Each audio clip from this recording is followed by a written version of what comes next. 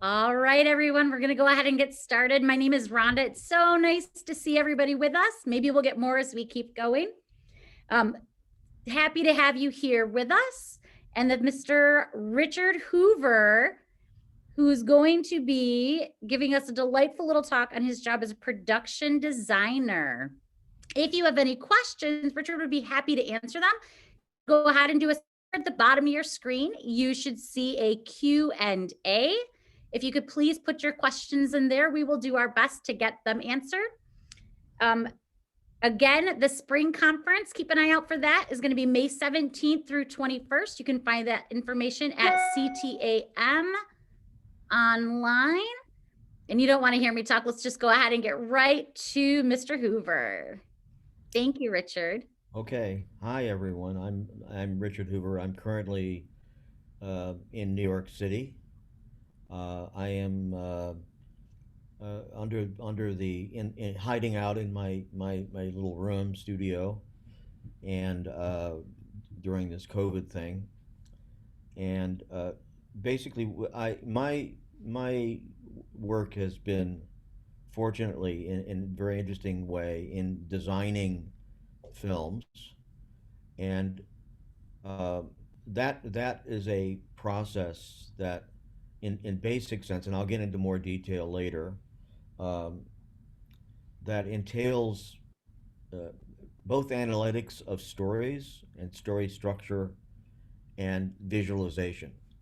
It is primarily a visualizing, presenting sort of work that I need to do when I'm doing a film, and I do that using any and all materials that seem right for the story, and create, if I can, walls in the offices that begin to formulate the visual agenda for the film. The the struggle with all of that is that, depending on the nature of the film, whether it's um, very realistic or uh, sci-fi or whatever genre it's in, um, the in essence there's a very real coefficient to getting it done, which relates to money and time and um, and expectations, which land on the designer, uh, right off the bat. Um, so the the the design process I somewhat break into pieces, although they flow together. Um, it's part of what we call the art department, which in the industry of filmmaking includes the designer, um, often a office coordinator, some production assistants, an art director, graphic designer, set designers who do drafting, um, and assistant art directors. So what all of that means is that it's a collaborative process among a unit of people. The design of it is a flow of ideas into drawing, then into reality in the most cases, including even in what I would call a green screen or a digital environment. Um, I'm going to show you some things in a little bit that involve visual effects, which is definitely a tool that we use.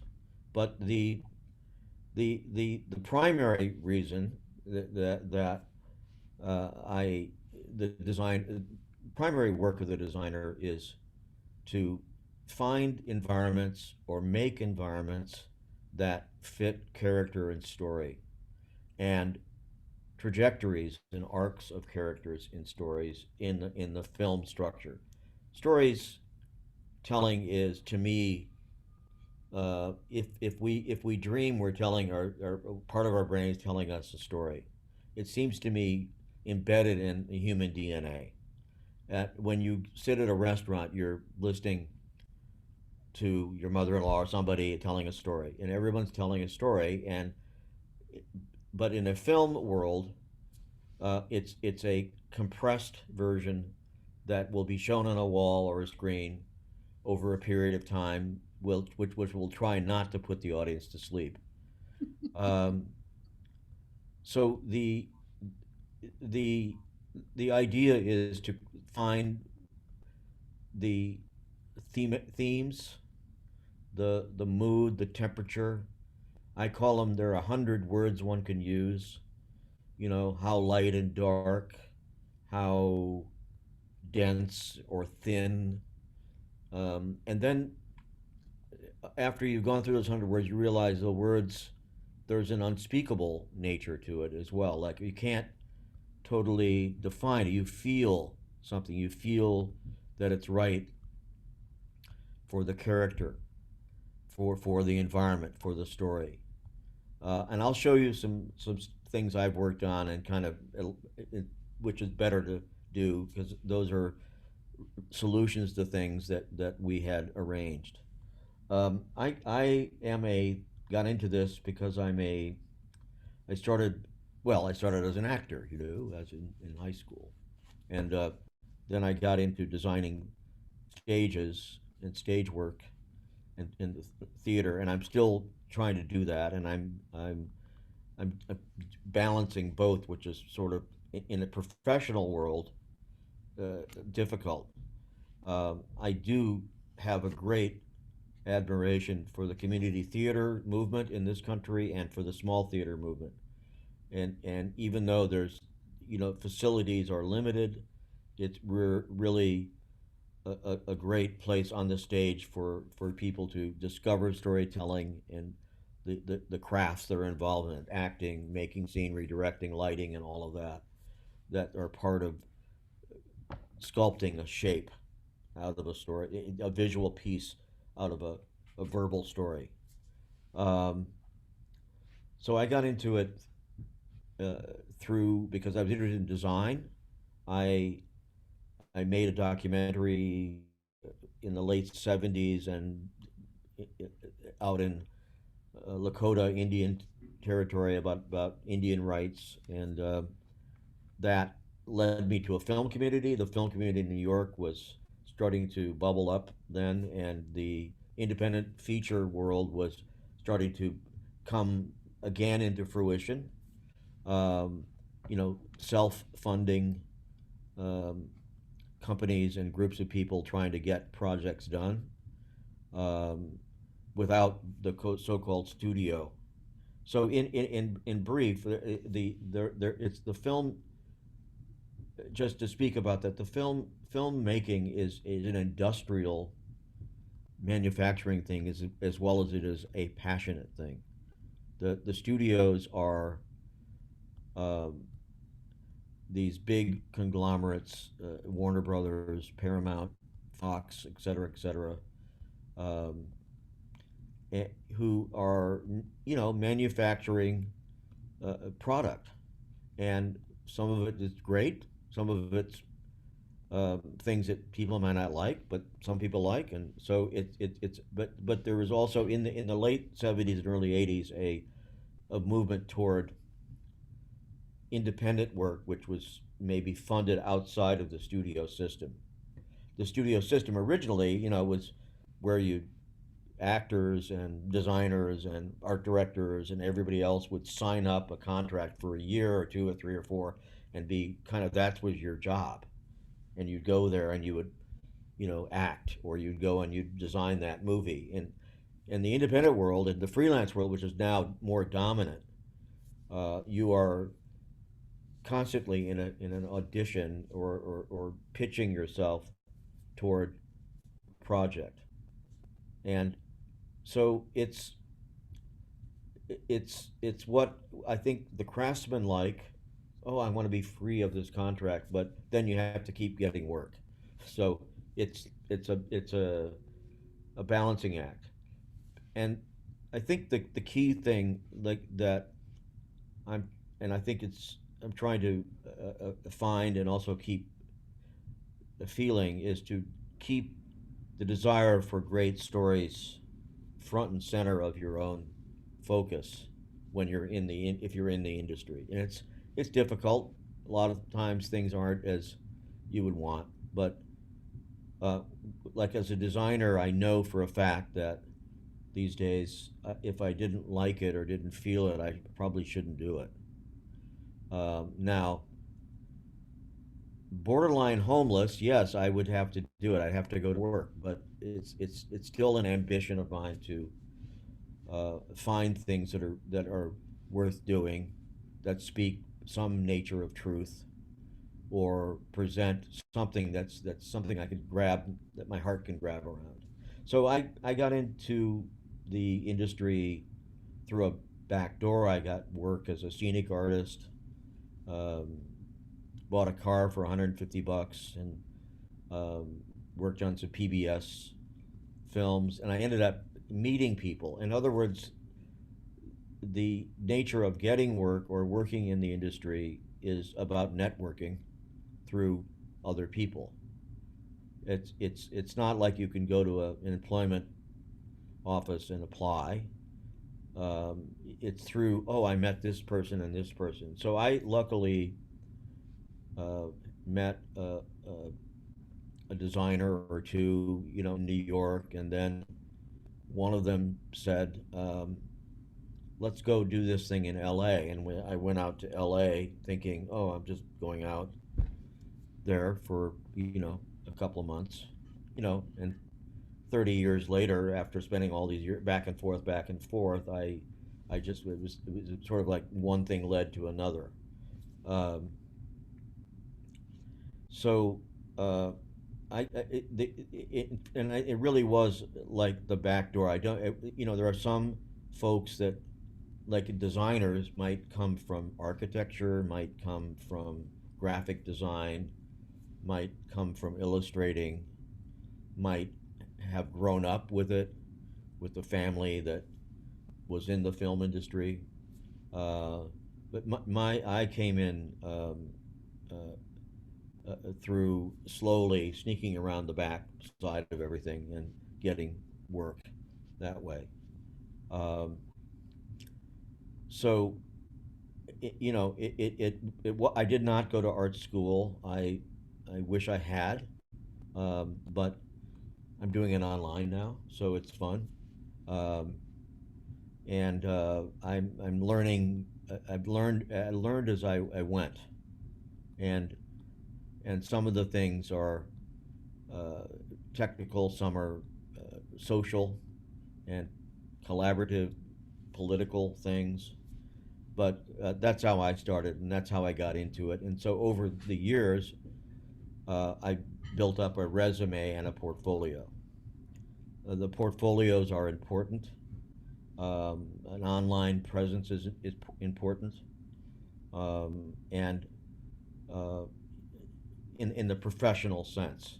I mean, like if you're trying to reach, you know, directors in Europe and things like that, that's you've got to have some digital thing going. But I also think the starting, and we'll talk about this at the end because I want to answer questions about all that. But doing as a designer, my central principle was do what you can, design when you can, keep designing.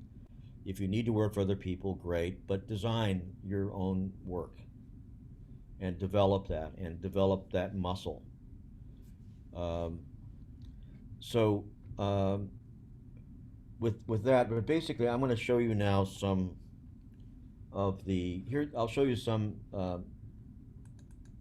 of my lookbooks, which is about me pitching ideas these days. I'm going to share my screen. I hope everyone can see it. Okay. Is that visible? Whoop. Nope.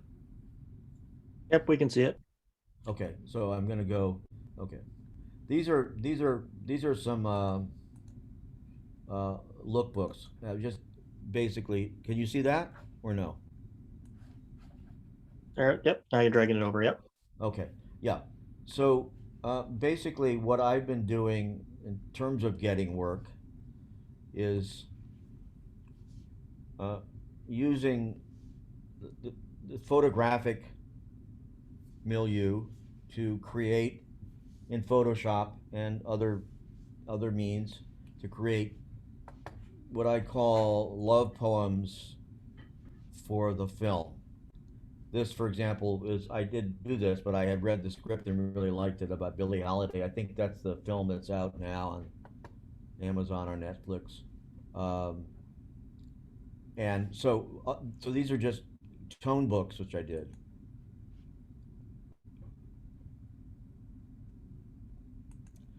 And a lot of it was really not so much about um, any concrete reality in the script, but reflected some emotional state and her her her youth and where she came out of and things like that. So these are photographers that I have collected and adore and use maybe too much, but it begins to set a tone like this in this and that sense. Visually, you've got a dark foreground, and the world outside is cool, you know. And I put some words into it. This, for example, was I think uh, Swing Street in Manhattan, which at one point I think was 52nd Street on the west side.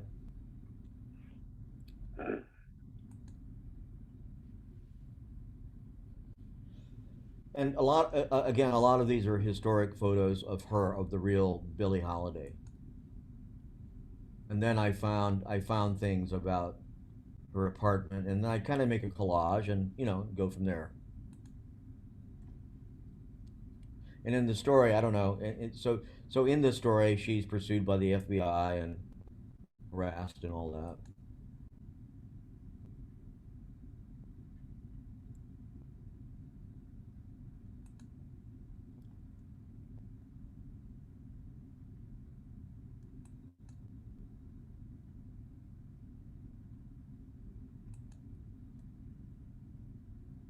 And of course, she got in trouble because of her strange fruit song.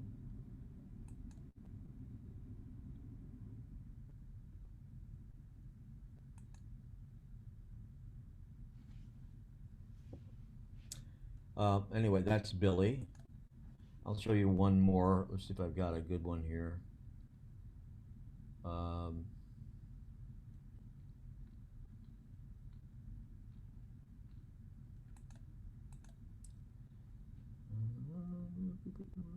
oh, this one's fun. Oh, not really. Anyway, I was working on a tone book about world. Can we see this? Yep. I hope so. Yep. Okay. This is a script written by a writer named Bob Rodat. Bob Rodat wrote Saving Private Ryan, and is a really great writer. And so we've become friends. And so he has a script, and I did a tone book for him about life in the trenches of World War One. And it was, of course, didn't happen because of 1917, but it may happen down the road. We'll see. Um, and I did in this basically some logistical comments. What are the trenches like? German, Allied trenches.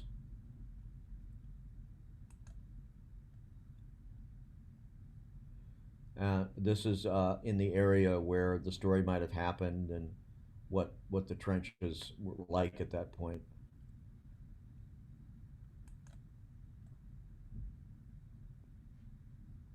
So in this sense, it's more kind of information, which is historical and and maybe will help a producer say, "Oh, I get it. We have to dig. We have to make this. Things like that." So there's a lot on trenches here, you know,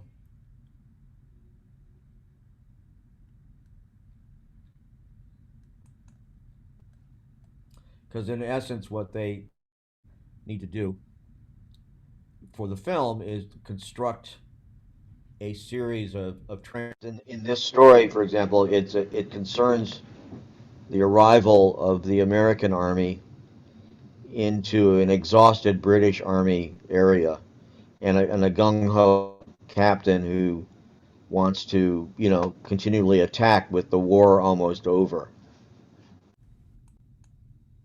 I didn't get that. Oh, Could you try again? oh, my Siri just talked to me. God, you about that. Anyway, so these are some of the photos. I don't. Of course, I think a lot. There's a lot of information online about all this, and I was in London, so I went as well to the British Military Museum.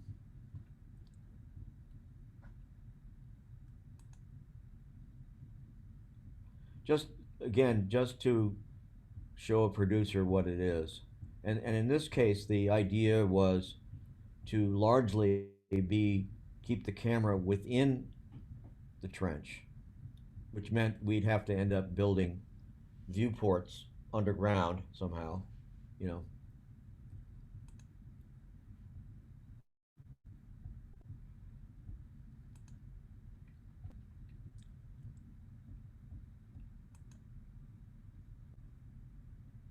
Wow. And then there's no man's land, and then the terror.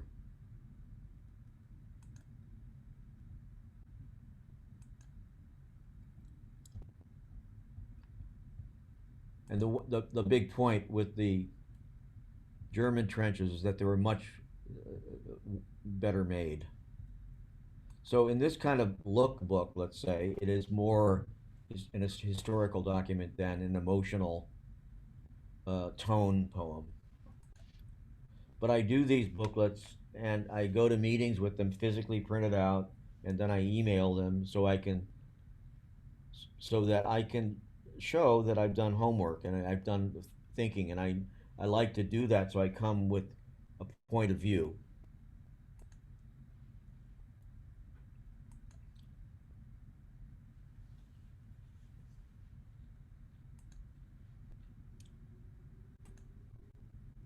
All the weapons, oh my God.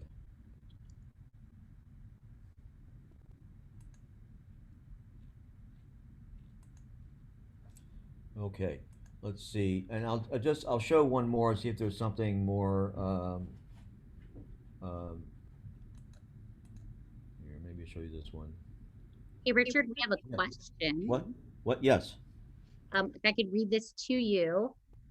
This is actually from my student, Ethan Goff, and he Okay. said, "Hello, Mr. Hoover. I was Hi. doing some IMBD diving, and while I was browsing through your filmography, and three titles stood out to me. Those titles were Ed Wood, Twin Peaks, and The Newsroom. Those titles all have some pretty big names attached to them. Tim, David Lynch, Aaron Sorkin. How would you describe the creative dynamic you had with these creators while doing your designing? How does their vision for the film impact yours? And Okay. how does your vision impact theirs? Is there ever a struggle between you and the writer and director when it comes to finding a balance between both of your ideas?" Yes to everything. Okay. Um, well, let me address that. The Ed Wood was directed by Tim Burton, who has a very specific vision, a graphic background, and a sculptural background coming out of the California Institute of the Arts. So his visualization, even though Ed Wood was set in a Hollywood in the 50s, was linked to kind of define each set with a very specific, clear kind of graphic agenda. And so the way I worked with him was to get him to uh, verbalize, and then we'd show and tell, and I try to render properly for what he would want. But I had to kind of adhere to his character. Newsroom is, and that was a feature film. A feature film is structured differently than television productions in the sense of the director usually is the leader of the creative process with the producer supporting or producers. In television, like in Newsroom, did I have that in? Let me see if I've got that in here. Let me, I do this.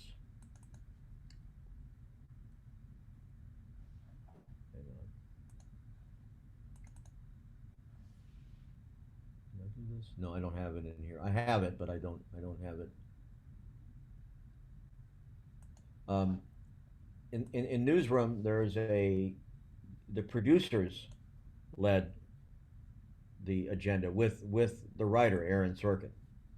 Um, and in television, generally the writers are and the show what's known as the showrunner who will run the series and manage the writing department will be one of the bosses, and there's a producer called a line producer who's in front with online with the group of people working, and and then there are executive producers and others, and then there's in the sense of Newsroom was produced by HBO, but in reality they handed it to a unit of people to do. They provide the funding and then so in that sense it's the structure is a lot different in the sense of who has to answer.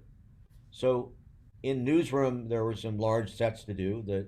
The um, the big news office with the I'll see if I can find it somewhere. I don't know whether I got it, but I don't have it anyway. Um, and so that process was about um, drawing, modeling, physically and digitally, and presenting, and working with them all around a big table to say, is this working for you guys? And in a feature, you might do that with the director who's going to look at it, but with the producer hovering in the background, but the TV. The other one, Twin Peaks, um, I did not do the pilot. I did the series, the first series, and in that sense, it was a meeting with Mark Frost, who I had known before, and then with David Lynch, who said hello and said good luck, let's go for it, and I then disappeared because he was doing a feature. So basically, then the producer at that point and Mark Frost led the decision making in terms of the environments, and we had to construct a lot of things on stage.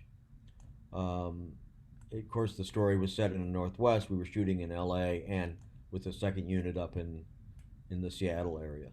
So with each project, there's going to be different dynamics of people, of time, and of monetary support. Um, these days, things are moving quickly. There's a lot of need for product online. Sometimes there's not enough time, which is and I haven't worked on one of these films where you have a year to think about it. Um, Case in point, I did Plot Against America. This was 2019, which I started at the end of January. They're shooting in April. They had, and they have 103 settings and locations. And so in that case, then it was like a large group of people needed to look at it, everything. Um, the writers, David Simon, and the line producer, and the UPM, and then the director coming in. But really, there was, kind of the director is running with direction from the writers at that point. So just all of this is just to explain different dynamics are shaped around different films. I mean, of course, features are better because I'm working for the director's vision, and but it's still the same work. Um, let me run through. I'm going to show Park Row, but I'll go through this quickly. This was a story about early newspapers, and it's something hovering around in somebody's office. I don't someday, but it's set down near at Park Row in Manhattan, where you have the Pulitzer World newspaper and the Randolph Hearst. So this was just done set in the Gilded Age.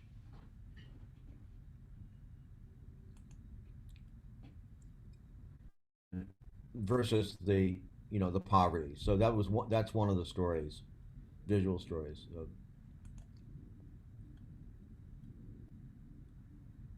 Phoebe Hearst. So she's the mother. This is the mother of the grandson. I think becomes Randolph Hearst, who's in Citizen Kane.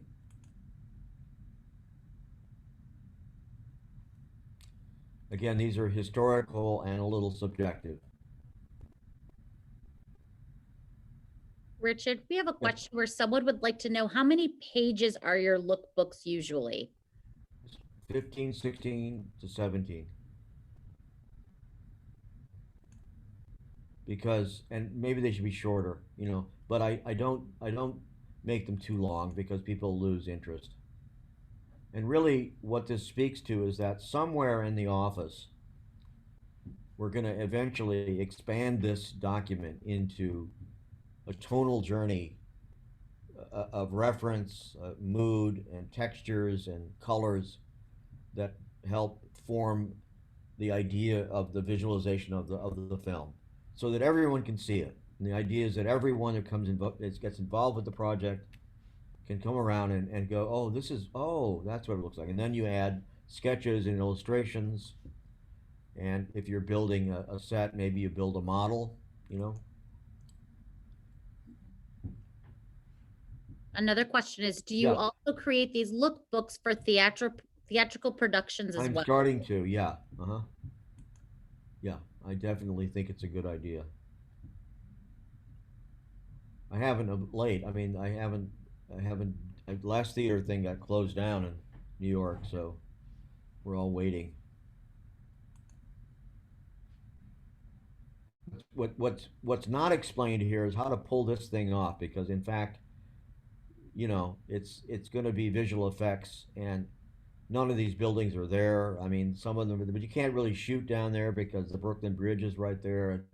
It's like, so, that's the challenge. Typesetting was a new thing then.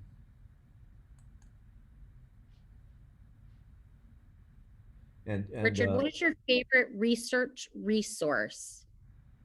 oh my God, there are a bunch of them, but in terms of researching, which is part of the pre-visualizing period or the early period of the design, the of course we go to Google and we look there, but there are libraries that have been created that have grown up around the film industry, which I will eventually put on a list. Um, there are other libraries of historical photos. There's uh, uh, the the national, the Library of Congress digital files, any library digital file. There aren't just favorite sources. There's a struggle for sources, and there's a journey to take through it. Um, and when I did Assassination of Jesse James, I had a researcher go to Missouri for a couple of weeks to wander in the footsteps of where he was. We were shooting in Canada, but anyway.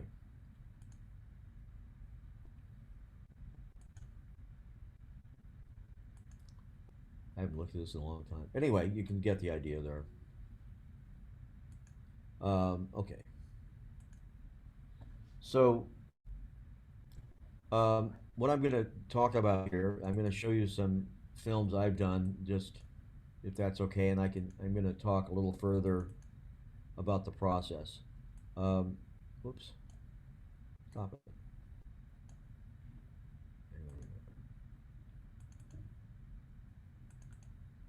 Okay. Anyway, uh, this particular series is about uh, Falling Sky, which was a Spielberg series. It was shot up in near Toronto, Canada, um, and it concerns yet another alien invasion, and these aliens are mean. And so we had uh, the opening sequence was basically a battle done at night on a street. So we had to create a barricade. So the the theme, the visual theme, and I did not do a lookbook at this point, but there was the human beings are rough and tumble on the run and are being wiped out with these aggressive aliens who are hovering over various cities around the world, and they don't quite know what to do about them. And so there's a battle going on. This is like a war scene. So we created a barricade which had a movable piece so buses could go through. I did a I did a sketch for an idea, and then these are some photos of the actual thing at night. And then I was very fortunate to have an illustrator work with me to try to think about this street. Now this is done in Photoshop, and basically he constructed all this in the foreground and I had taken pictures of the street. This happened to be in Hamilton, which is south of Toronto, down around the edge of the river.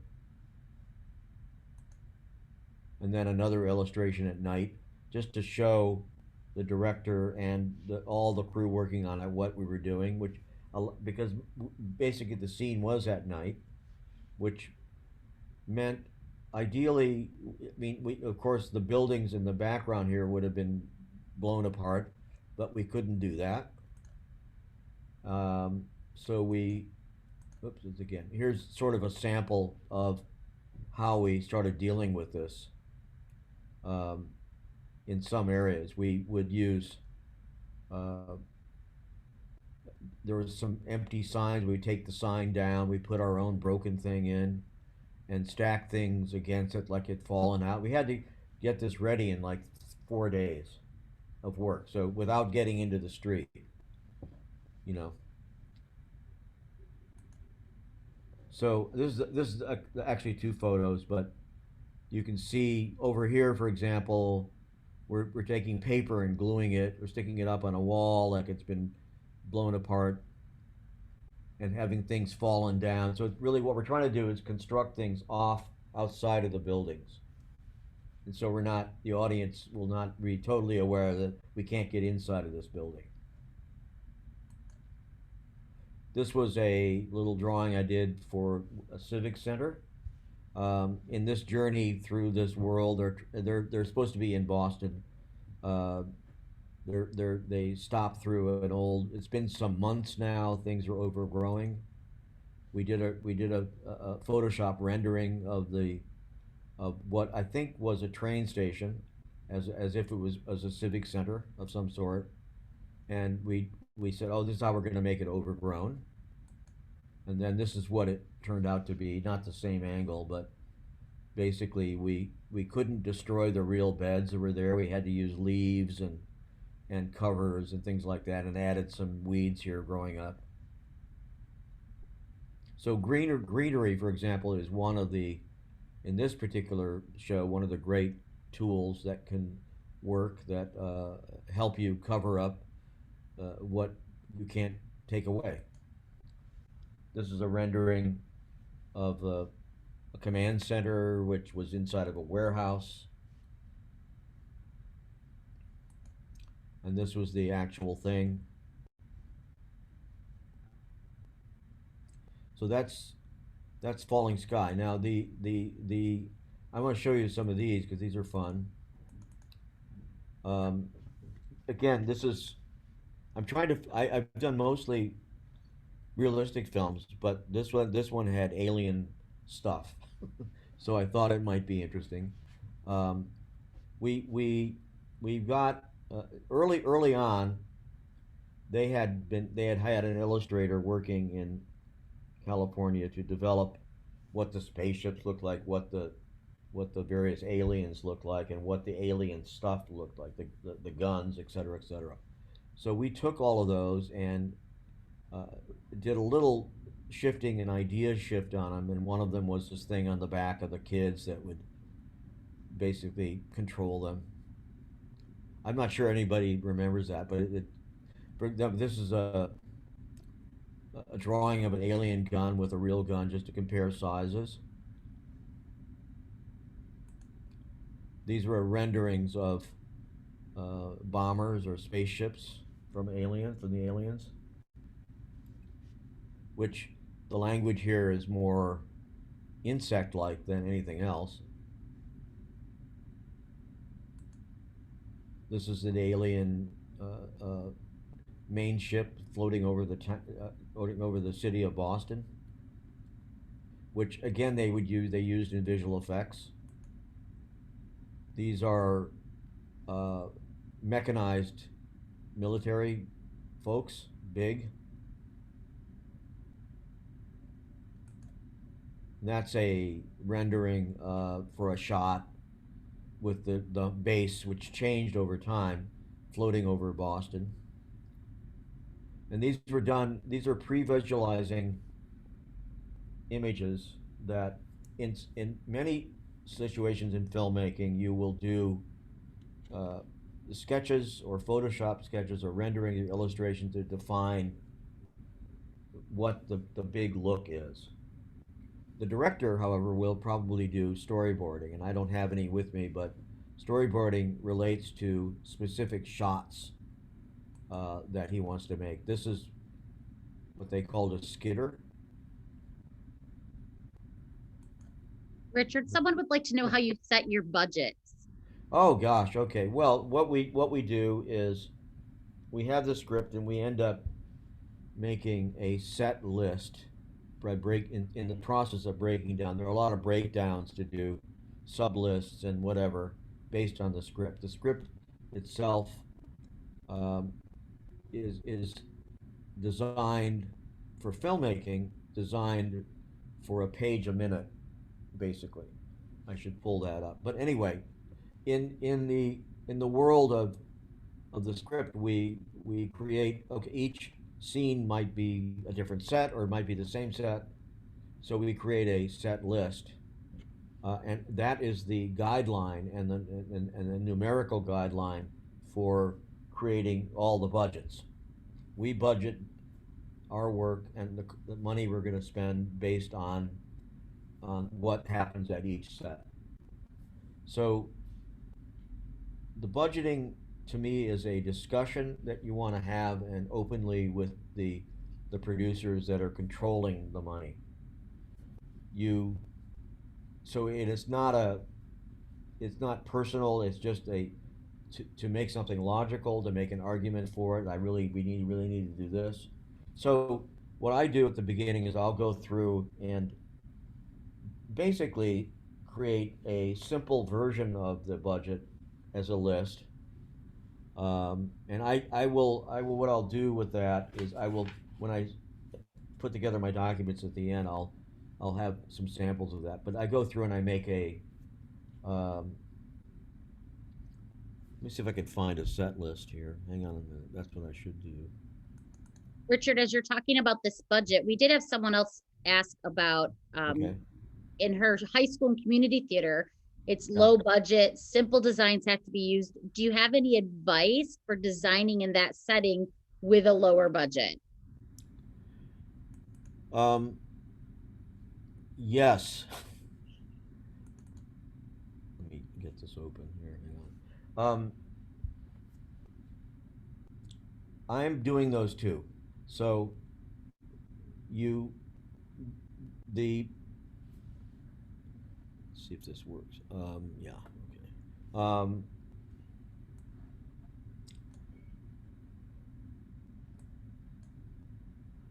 What I think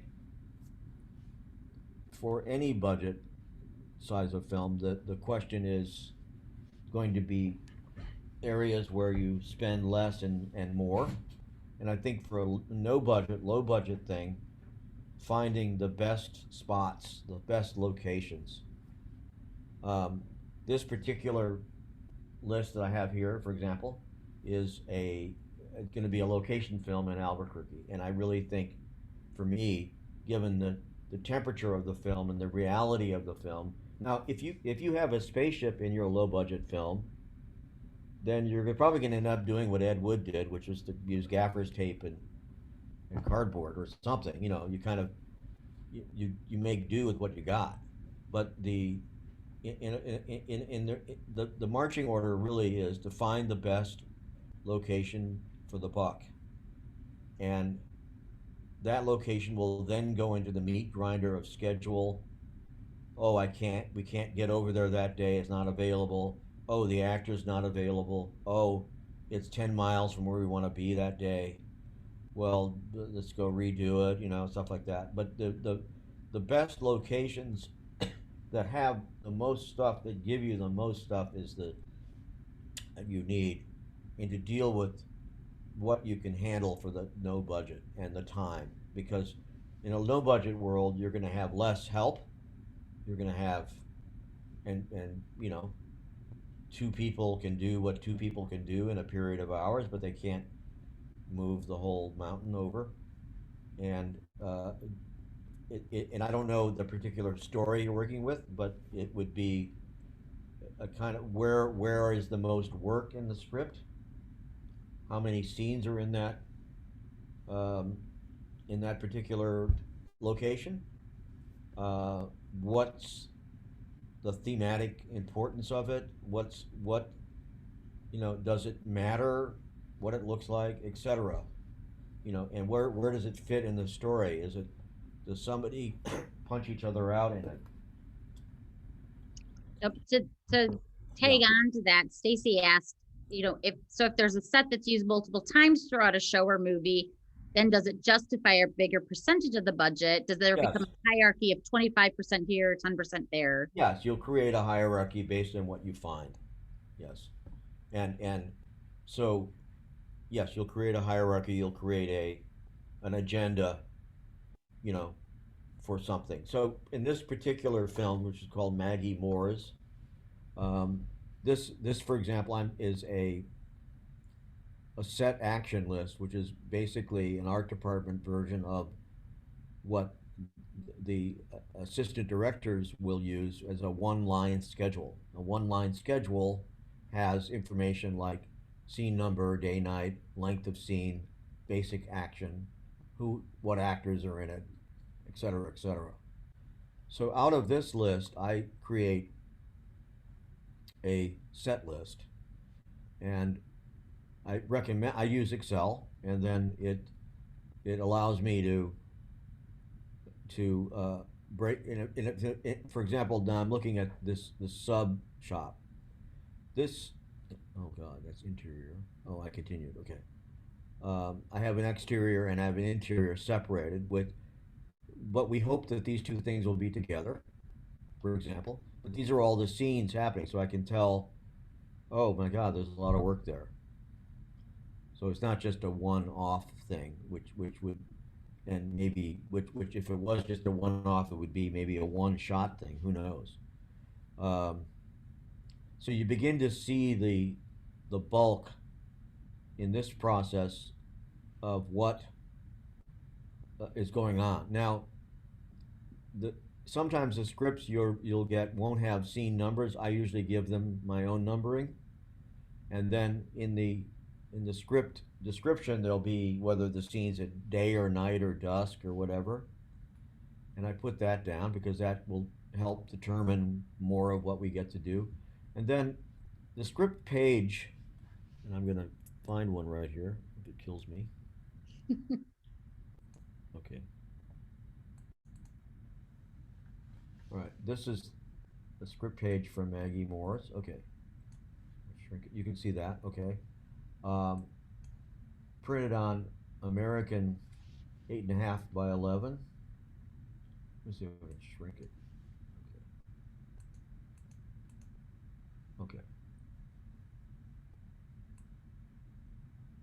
So in looking, this is a feature film script, and it's a format that is a kind of industry standard. Um, these here are scene descriptions, headlines, major scene headlines. This is scene description in here, and this is dialogue. Now the dialogue is tucked in so that it can line up on a page vertically. In reality, you read the script could be attached end to top, top, bottom to top, et cetera, be lined up like that. But we don't read scripts that way. We flip them over. But the idea is with this format, you roughly get a way to time it out and to determine how much screen time it will have. Like the old rule is one page a minute.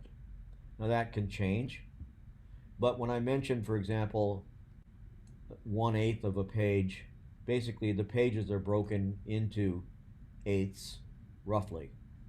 So, uh, scene scene two or scene one is an eighth of a page. It's just a shot or two or three, whatever. But then then you find out they're back there. So this one wanders down this page and is also on this page. So it's roughly, a page and 2/8 or something. That tells us how long the scene is in the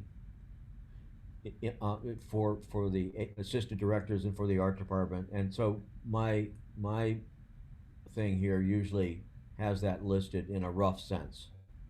We're here for a whole page of dialogue or whatever, and then I write down um, some of what's going on in the scene in brief, the major action. Uh, if it said, you know, um, in this one, for example, he arrives in a Camaro. Okay, he's driving up. We know he's going to drive up. I know I got to have some way for him to, in whatever set I'm finding, some way to really get him to drive up. And so it's just a very logical way to kind of break the script into an analytical form. It does not necessarily reflect tone or mood or any of that stuff. That's going to be on the walls of your office. That's going to be the mood board or the lookbook you're going to create, and you're going to try to reckon with that mood in your search for locations, and that's true for no budget as well as budget. So you find um, a house, okay, uh, this house. Well, the sunlight isn't right on this particular house we found because it's so bright all day. But we want to have the sunlight maybe in the shadow coming over the backside or something. So we look for, because we can't move the sun and it does move every day. Um, we can't. We look. We will find another house or something. To fit the Richard, move. Yeah. I was hoping we could switch gears just a little bit. Okay. Our audience today is primarily made of theater Okay. enthusiasts. Okay. We've been spending a lot of your time talking about film, and you are an extremely accomplished theater designer. Okay. I, for one, am a fan of your Death of a Salesman set. I Okay. particularly love elements in there. I was hoping that you could share with right. our audience a Yeah. little bit more about theater design. Okay, I'll jump right into that. There you go. Okay. So I have this little booklet which it has some theater things in it, and I can go through that. This is something I email people.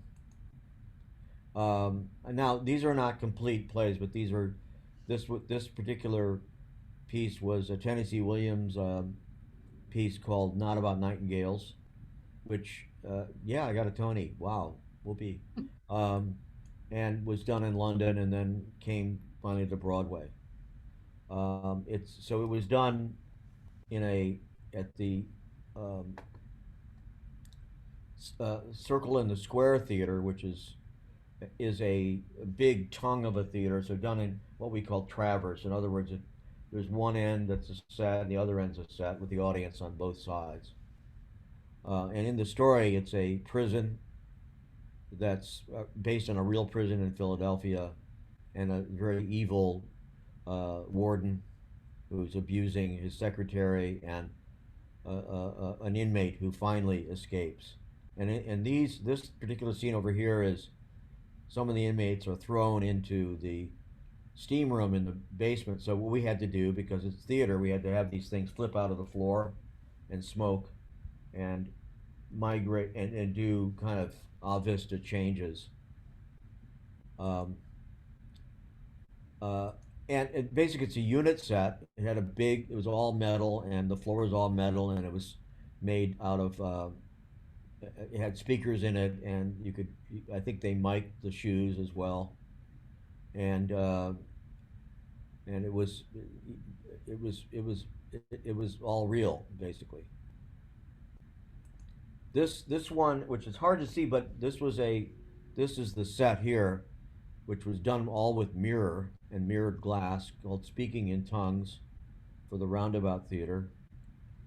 Oh, I misspelled roundabout. Oh my God, better fix that. Anyway, and we had projectors on the back side of the glass, projecting into the glass or on a screen, and so it was a very fascinating thing. This back wall, for example, here was able to tilt down and reflect what's on the floor. So we would project on the floor, and it just was it was a exploration of it's four people going through relationship issues with some chairs. It was really very simple, but the set would be able to pivot in. This is after the fall, which we did at the Roundabout as well, and was done. We based it on the architect Saarinen, who and built the old TWA a terminal at JFK. I don't know whether you know it, but we kind of based all these structures on that, and then all of this up here, which took projections, and back over here were made out of elastic, and so we had basically a tent company help create this structure. It was a metal. They were like elastic sleeves that would fit over a metal structure we built back there. But this sort of '60s thing, and then after the fall is a Arthur Miller play. It's about this guy having guilt over his love affair with a woman who's like Marilyn Monroe. So it's sort of Arthur Miller's guilt play. This is Hamlet, which was done at the Guthrie um, as a movable piece. This would move forward and pivot. And basically, we just created a playing space with rubble around it. The audience is on three sides. I'm in the center looking at it. And it's so Guthrie is a big thrust theater with they have vomitory off here, the side, so actors could enter there and up here and through the structure. And basically, the king does a lot of speaking up here. This was the last production in the old Guthrie building, and I had been an apprentice there, and I'd worked there, and it was like a great honor to do this production. The first production at the Guthrie, this is Minneapolis, was Hamlet as well, back in the late '60s, I think, '60s.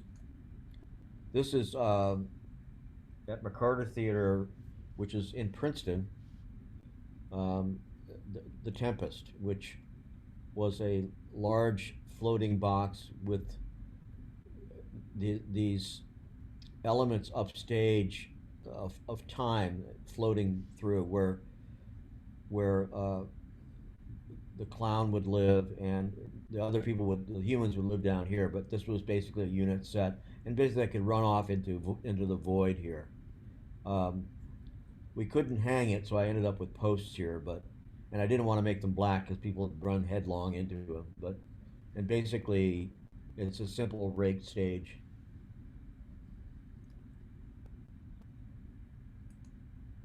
This as well as at the Guthrie. This is The Crucible by Arthur Miller. I'm gonna drink water.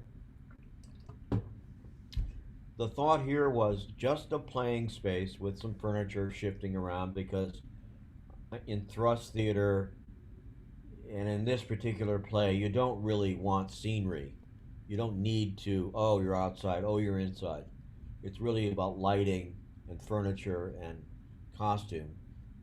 What we did here was we hung, we made these tree trunks. There were like 16 of them or so, and they would be able to lower into the space or rise out. And they were spread all around the thrust. It was in the opening scene. I don't know if I've got a picture of that. Let's see if I do. Nope. But they would be down, and in the opening scene, the young girls are running around the forest, so they're able to run around these cut off trunks. And basically, I had come up with the idea. I found some branches, started cutting them, hanging them in a model, and they liked the idea. Upstage was a painted backdrop, backlit. So uh, the actors would come in here, come in here, come in from the back, and move the work around. It's really about performing. This is Richard, yeah. Go ahead. Could you share with us the order in which your design takes place? Like, and what I mean by, do you meet first with the director, and then do you meet with the lighting designer? Yeah. How does that progression? Well, in theater, I think I meet with the director first, who could be the writer or not, and try to see if there's any notion and any vibe going on. But I think what I'm trying to do these days is bring my own agenda to that meeting to discuss it. In other words, this is what I'm seeing. For Crucible, for example, I had thought this up independently, and we had debated what was going on here. But then Joe Dowling, who was directing it, agreed to it. So you meet with the director first. You're formulating it. He agrees. You have a model, and then there are somewhere along the line, lighting designer gets involved, and if you're not doing the lighting yourself. Now in England, the designers do a lot of lighting and costumes. In America, it's not so common, but I kind of want to do that because then you've already created a space, and you already had a notion about lighting. But if you have a lighting designer, you're going to kind of discuss conceptually what you need to do. And in here, the challenge was shooting lights around these hanging things. And then somewhere along the line, you're meeting the costume designer, and somewhere along the line, you're connecting to the prop master. Now, the Guthrie has a staff, had a staff, and a prop department, and a painting department, and a construction department, and so it's well appointed. And I've also done many plays where I talk to the director and then I have to build it, which is, I keep saying to myself, I'm going to go back to that. Of course, I also say when I'm in the middle of that, I go, heck, I got to get the heck out of it. Anyway, but yeah, the process is through the director, and then generally there's the production manager will handle the budgets and the agenda for getting it done with the technical director. You mentioned briefly about a model. Yeah. Do you often do scale models of all of your designs? I do for theater all the time. And then I do SketchUp, but I do real models because I like them. And now I've been making big models, which are big, and I don't know what to do with them. But because it really helps to as a tactical thing you can hold. Not that blocking is done on it, but that the energy and the quality and the basic shape of the thing is there. And I start that process early. And some of the things, like with the set that was early in this agenda, speaking in tongues, I did 15 quick models, to create an idea of a kind of a shaped environment, and then started developing it. And I think modeling is better. You could draw and sketch, but you can't put your hand through the paper to reach anything. And I just think models are really critical for theater. What are some of the items that you use, or some of the materials you use to build these models to help convey the idea? Okay. So there's a whole miniature world out there, by the way, but um, which you can get pieces of furniture from and scale people and things like that. But I'm using a lot of foam core and gator foam, and then cardboard, and good Bainbridge board, Bristol board, which is thin, and you can do really refined molding and things like that. And then in the world of balsa wood, or which is soft and pliable and breaks easily, there's also basswood. And these are things that were been architects have used for years, but um, and then these days 3D printing, like if you have, which I've been able to do through I go to a contractor to do that, but I'll make a model of some element and get it 3D printed. It's not cheap, but it's not overly expensive. And if I'm doing a larger production, I want to have uh, better looking chairs and things like that. And I need 30 of them. Then I might 3D print them because they're just hard to build. But Sobo glue, which is a quick drying glue. Um, then there is the whole world of Zappa Cap, which is a quick drying glue, which crystallizes and bonds, and if you get it on your fingers, you'll be glued together for a while. Um, and I use then the tools around me. I've got ways to cut these things, and blades, X-Acto blades, and things like that. But I start in general with all of this with a very with this, for example, the Crucible. I built a theater box that was in half-inch scale. It was huge, Oh my God! But um, that I do out of foam core because it's black. I don't get into tremendous detail in the audience. I just define where the first couple rows are. I might put some seats into it. I don't have a model here, but let me. I don't know. I might be able to find one, but uh, and then I'll start playing around with it, and maybe in this case, since I knew I wanted wood, I started using wood right away, um, uh, and eventually went out to the back garden and cut some, and Riverside Drive. I went out and cut some limbs. And, Richard, there's a question coming in about okay.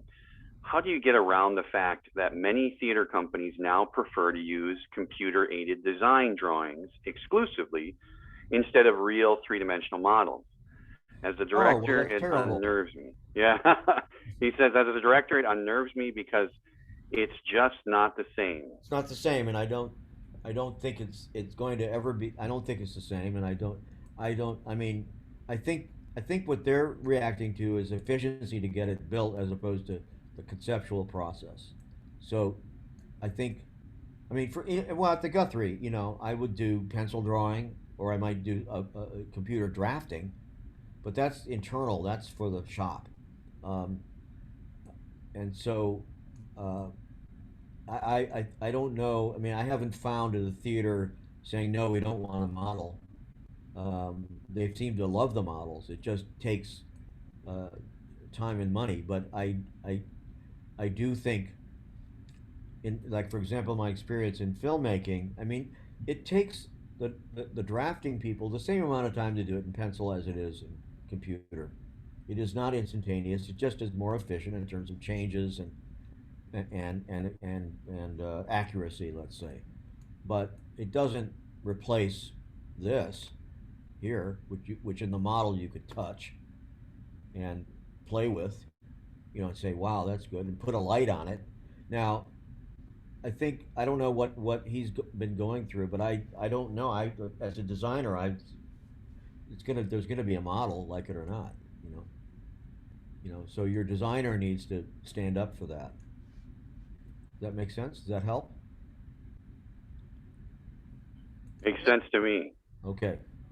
I'm just going to go on, if that's okay. This is Trojan Women done at the Oregon Shakespeare Festival, and was a ruined territory. I think there's a little sketch down here, but hard to see. This was a little play I did at New York Theater Workshop, which was a demented drug play set in Victorian time with a talking plant over here. I can't explain this stuff. People write it. It's fun. So we made trees out of rags wrapped in and with glue, and that was a big fun discovery. You know, the Guthrie was very good with glue and foam and things like that. So it was like I was coming out of that world, so everything I was doing was glued. This is the Persians by Aeschylus, which was one of the earliest plays written about the Persian War, which I did at Circle Rep. And this was a whole complex of rate stages and string representing air and horizon. This we had to haul all this plywood up a flight of stairs, and I think I'm still hurting from that. And then on the floor here, one of the things we found was felt, well, as the actors beat it up, it became more dirt-like, which was really great. And this is just packaging twine here, which I had to lace around and around and around. This is a play about Vietnam, which was done on a thrust stage up at the Jiva Theater in Rochester, New York. And we were lucky to get a series of projectors. These are slide projectors, not digital. This is with faders and things like that from the Kodak company. So basically, the play is a two-person play about a journalist making his way to a Vietnam-like war zone and what happens to him. I don't know whether anybody's seen this. This is 39 Steps. This is at the Guthrie as well on their proscenium stage. So it's a satirical romp through the old Hitchcock film about the 39 Steps, or the spies during the World War II. So it's a theater within a theater. Unfortunately, I don't have a picture, but there were boxes over here, and the actors would play various roles, and it's silly, basically. Richard, what Yeah. is your research process for these theater designs that you're doing? Well, I am looking online, but I'm looking in my books, and I look into libraries. Like this was trying to find old theater prosceniums, and I was in some Broadway houses, so I kind of snuck some pictures, and uh, and then of course I've lived backstage, so I kind of knew what was going on here.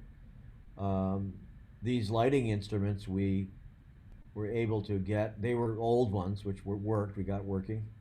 Um, I was able to get them from a Warner Brothers storage area where they had old lighting fixtures, because it's sort of like theater within theater. So thus the hanging sandbags.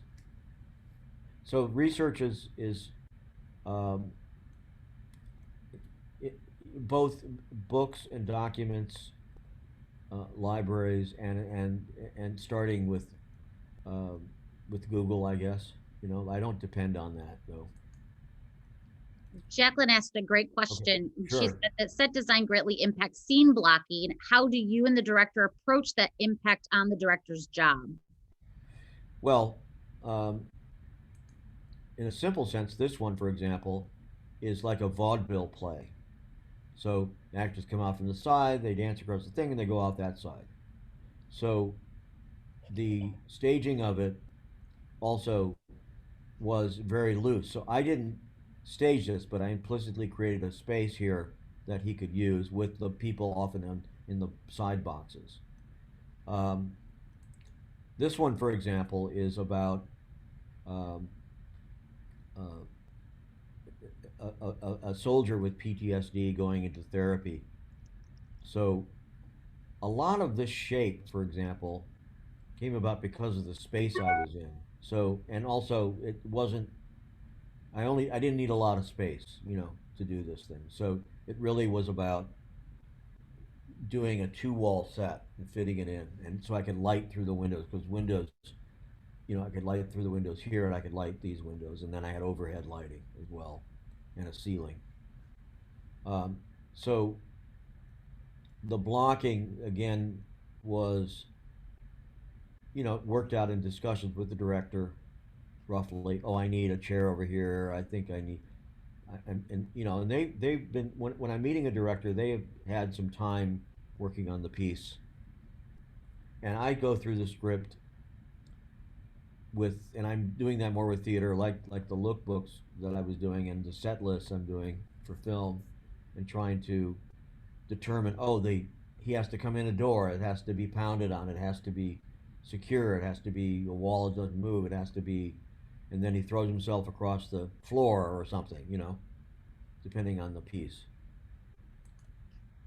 Ted would like to know if you find yourself doing the same things or the same techniques repeatedly or moving on to something new. I do both, but I like moving on to new. There was a period I was doing a lot of this, right here, for example, um, floating elements in the middle of nowhere, like Death of a Salesman, and then uh, I haven't been I haven't been doing that. So I don't know. I don't know what I would do now for this. It would be interesting to do. It's a great play.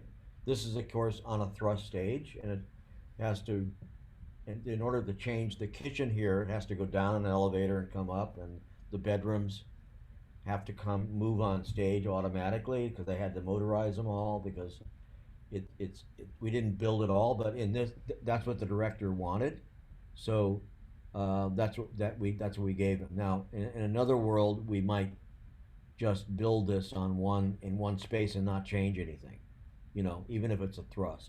So the blocking was in his head. He wants the bedrooms to fade away and the kitchen to go away and come back empty and things like that. So he had a very clear notion of what he wanted. Um, this is a play we did in the lobby of a theater downtown.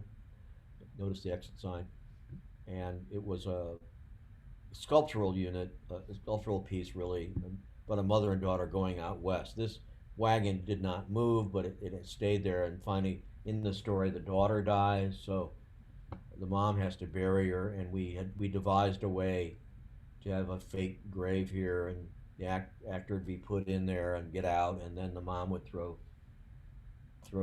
dirt in it, and we had the time out. For example, these are fun things. How long will it take her to cover that body? Well, it takes a long time, and so we came out with a lid that would come up shallow, and so she could do it in 10 minutes, things like that. Hey, Richard, we only have about 5 minutes left. I know there's so many great things we could share. So if you have any closing things that you want to say for us, Okay. Or if you have any last minute questions. Okay, I will close. Okay, I'm right here. Can you guys see me? Yeah. Okay. So, I'm going to basically uh, put together a bibliography of things, and also some links to uh, design elements, and I'll send those out so everyone can get them. And also my email, if there are questions, I'm available. This is fun to do. I definitely uh, love doing some of my work that was done in community theater years ago, and I think that um, it's a very good place to start if you're a designer or a director or whatever actor, to get the machine going. Um, in terms of we have to get this virus over with, and I think like the theater may open again here in the fall. It's quite devastating, and I hope things open up for everybody. But I know there's a lot of things online, uh, and I think I hope if you get my email, ask questions, and I'll try to answer. We have a couple last questions. Do you Okay. feel like you get a set budget to design from, or do you discuss the design to create a budget more? The I get they have most places they've set in their mind a budget early on. In a lot of films, you'd be surprised how little breakdown they've done ahead of time to realize things. So we go in a Cartesian grid-like manner over the script and say, "Hey, this bus needs to, fill up with giraffes. Did you read that?" You know, uh, oh, really? That's in films. In theater, it's a little less tense, but even low budget theater, I worked for a company like the Actors Gang in L.A. and in Open Fist Theater in L.A. These are great places, but um, there's not a lot of money, and uh, so we discuss what do you got to spend, and but we try to get it to happen anyway, and but I think where there's less money, um, there's in a real sense less that can be done. But I think sometimes it's what I've done in the past. And don't tell my mother. I paid for a lot of stuff. We won't tell. Hey, Don't tell anybody. Jess had asked, do you primarily create everything through sketching, or do you ever sculpt some of your pieces? I sketch a lot of I noodle around with sketches. I create them in layers. I draw them. I then I go to model if they're theater. It depends what it is. Like if I'm making an alien spaceship, I might, which I haven't nobody's asked me to, but I might sculpt it. I think sculpting is definitely useful to do. But in the model making, that's sort of a form of sculpture. But I draw, I doodle, I think, and then I look at those and I sort those out and I say, oh, I like that, I like that, I like that, and then I get more detail and I get larger, and I do the whole design process is in layers, uh, you know, and you're arriving at something, and then what I'll do with theater, for example, I'll have a bunch of sketches, I'll label them and date them and say this one, and I'll describe in notes what I thought this was. What do you think? Did you respond at all? We're not in the same room all the time. It's an emailable world. You send it to them with the notes and then get a response and then go through a process of that. Yeah, 5 days from now I'll deliver more drawings, and what do you think of that? Okay, I'm going to go to model now, but sometimes I go right to model. Ethan would like to know, what advice would you give to any young person trying to get into production design filmmaking? Okay, so there are schools that are teaching it now. Those are good places to make connections, to meet people of your own generation who are going to be making films. Um, that's one direction to go in. They are schools like the American Film Institute, New York, NYU, Tisch, UCLA, or not, USC has one, a design thing, um, and I will try to put a list down of all those. Um, the other thing about getting into it is to find productions being done. Now, productions are being done in certain areas more than other areas, and those areas are places like New York, Pittsburgh, more now in Buffalo, which is not that far, I guess. Sometimes in Cleveland, sometimes in Chicago, a lot in Atlanta. There's a lot going on there, and New Mexico. and Los Angeles. And then up in Canada, it's Vancouver, Toronto, and Montreal, and sometimes Calgary. Calgary, by the way, is where most American westerns have been done of late. Um, so finding those productions is an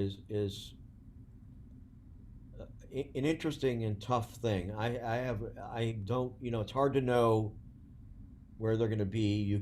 There are film units that belong to the states. Like, I don't know, I guess Michigan may have a film commission. Pennsylvania does. Cities might that maybe have lists of what's coming and what's going to be there, and then might have a contact. I think if you can get in to a larger production as a production assistant in an art department somewhere, it's a great way to connect with other people who will be working down the road, and then to see the skills and how it goes on, and how the designer is, how designing is in a real way. Um, I don't. There's no magic pill for finding them. There are things like, there's a magazine called Deadline, which has a listing. The Variety magazine may have a deadline.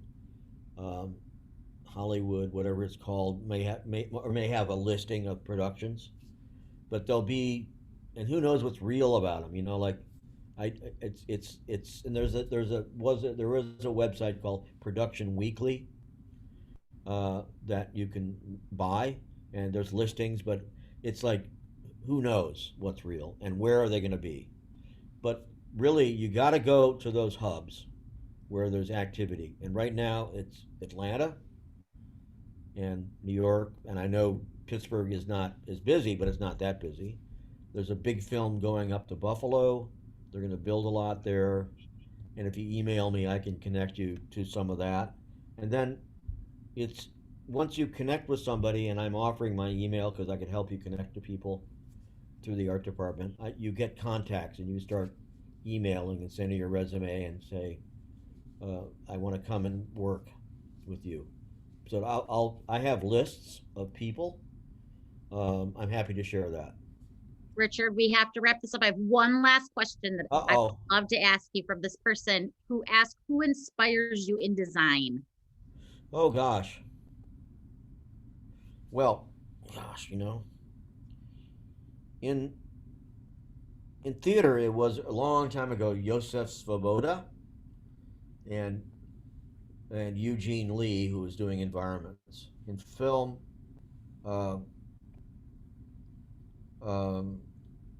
there's a designer I worked with years ago, Dennis Gassner, and another designer who just did Midnight Sky called Jim Bissell. These are the great guys that have been there for years doing it. But I'm inspired by them. But I want to do my own. I want to do my own work, and I'm hoping I can do it. And I'm hoping I can do it. And so, I think finding. I'll make a list of books too. You can see what's been done, where it is. The local 800, which is Art Directors Guild in LA, has a magazine called Perspective, and I recommend that for design students. And I think you can subscribe to it. It comes out every 2 months or so. It's really well done. It shows what productions are happening and what design stuff is happening, and designers will do an article. I recommend that because you'll find a name and you'll find a person. So, and what doesn't inspire me, I don't know. I can't talk about. I don't know. Nope, that's a good place to stop, Okay. Richard. Richard Hoover, thank you so much for joining us. Thank you to everyone that tuned in with CTAM tonight. Please watch our website, ctam.online, for information about our spring conference from May 17th through the 21st. And again, Richard, you're fantastic. Thank you so much for having us today. I'll email you and we'll be in touch. That's great. Thank you, everyone. Have a good evening. Bye. Hope it was okay.